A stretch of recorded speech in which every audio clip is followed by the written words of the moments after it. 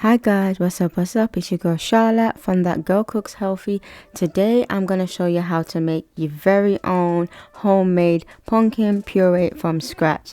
No more depending on the canned stuff. It's really simple using your oven in terms of the cooking method, and I promise you that you will not regret making this recipe. I cannot wait to show you how to make it, so let's get to it.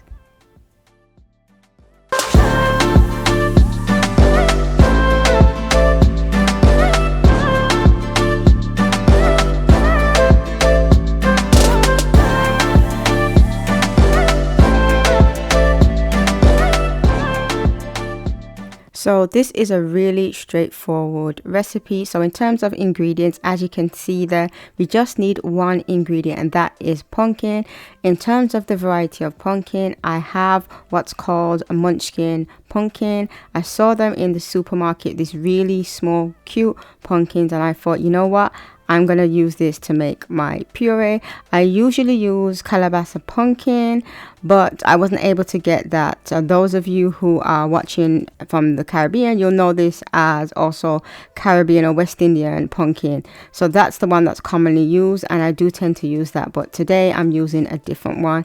You can also use squash if you want to instead, or you can just use another type of pumpkin, but don't use jack-o'-lantern pumpkin because that tends to be for carving and decorations. That one is a watery in texture and it doesn't have much flavor, so you want to stick to just cooking pumpkin for this recipe.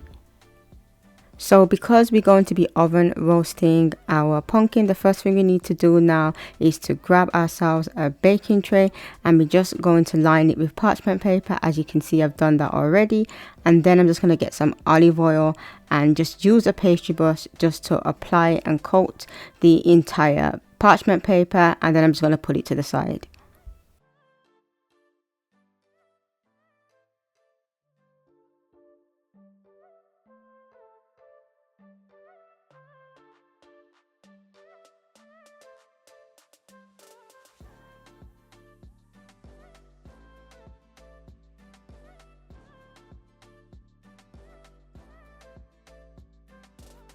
So the next thing we need to do now is to chop the pumpkin in half.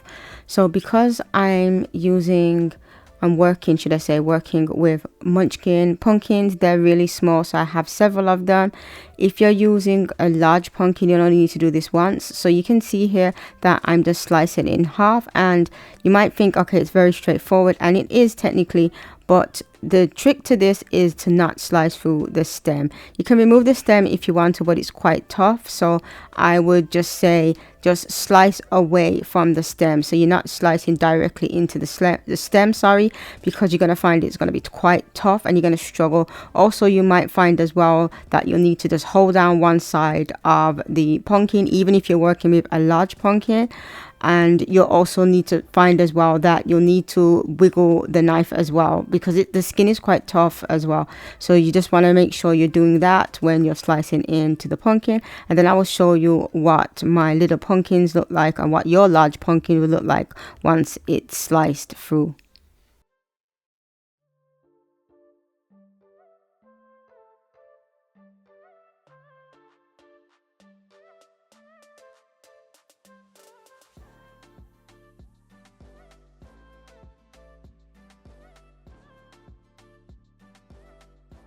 So this is what my pumpkin halves look like. As you can see, the inside of my pumpkin in terms of the flesh has an off-white, and it's going to give me a yellow type of color, which is perfectly fine.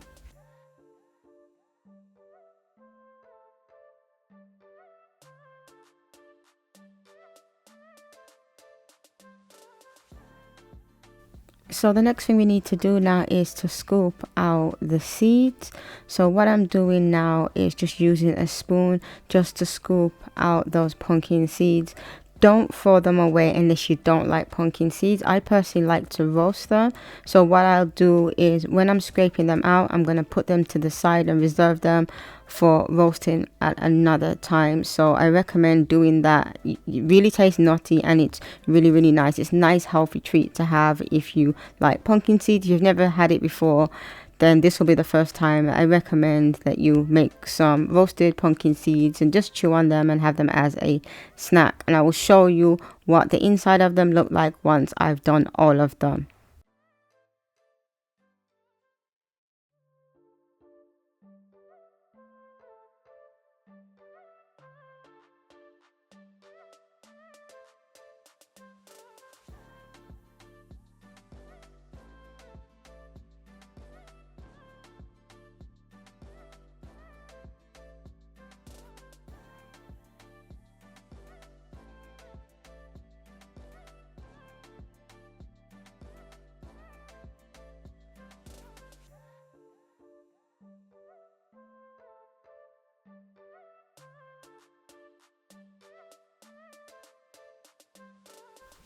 And these are all the seeds that I've gathered from my pumpkins, and I'm just going to roast them later. So this is what the inside of your pumpkin should look like, nice and clean and free from any seeds. So now we need to get our pumpkin ready for roasting. So that baking tray that we had lined and greased earlier is going to come to use now. So I'm placing my pumpkin onto that baking tray. If you have two halves, you just need to place them on a baking tray rather than do them in rows, because I have the small munchkin pumpkin and they will be pretty much four in a line across. So once I've done that, then I will show you what you need to do next.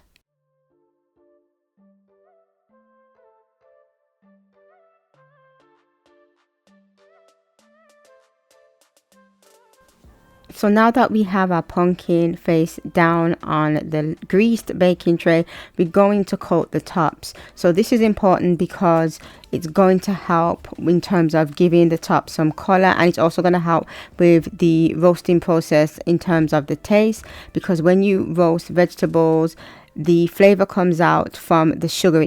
It almost caramelizes the natural sugars in the vegetable, and that's what's going to give it the more depth. So this is the reason why I like to, when I'm making pumpkin puree, or most recipes actually, I like to roast my vegetables where possible. So this is not an exception here. I also do this with pumpkin puree. You don't have to roast it, but I do recommend roasting it, and it's very essential that you just grease the top, and I will show you what it looks like when it's roasted.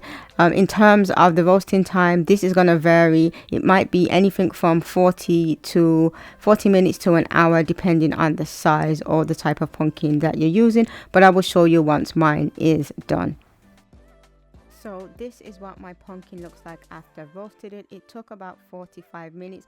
As you can see, the tops of the pumpkin is charred. It has a dark appearance, and I'm just turning them over. The inside does have some darkness to it as well, but don't worry about that. That's just going to give it more flavor, and it's not going to alter the overall color once we puree it. So when you turn them over, you want to make sure that they're cool enough to touch first of all. So I made sure they're cool, left them for about 15-20 minutes before turning them over, and they're easy to handle. So the next thing I'm going to do now is to scoop out the flesh. So I'm using a spoon to scoop out the flesh. We don't need the outer part of our pumpkin, so just throw that away. We don't really need it. There's not really a use, at least I don't have a use for it, so I just throw it away.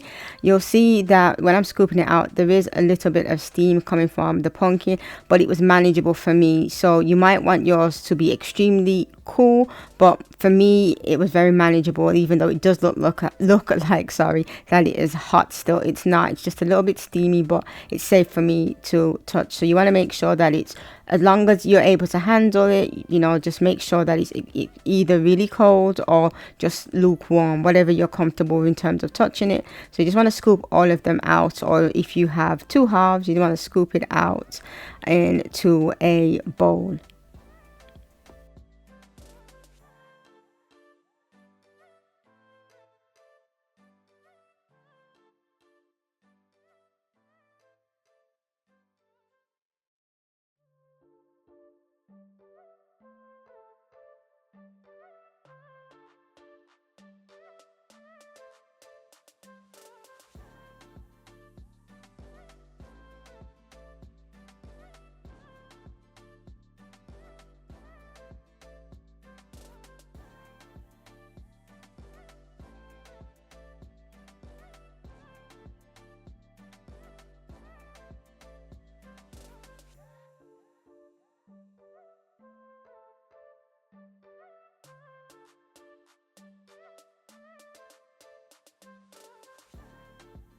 So now it's time to make that scooped pumpkin into a puree. So I'm using my hand immersion stick blender. You can use a food processor or a high-speed blender for this. You want to make sure that it's not watery in texture. It shouldn't be watery in texture.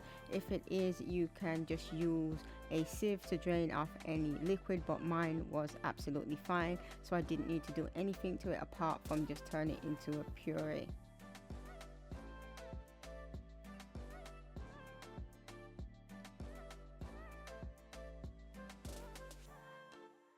And that's what our pumpkin puree looks like. I'm just going to use a spoon to show you what the texture looks like. So that's how you make your very own homemade pumpkin puree. You can use it in soups, pone, desserts, stews, anything at all that you want to use it in, pie. It's really simple, multi-purpose how to make pumpkin puree from scratch, inexpensive and super easy. Thank you so much for watching this video, and I will catch you on the other side.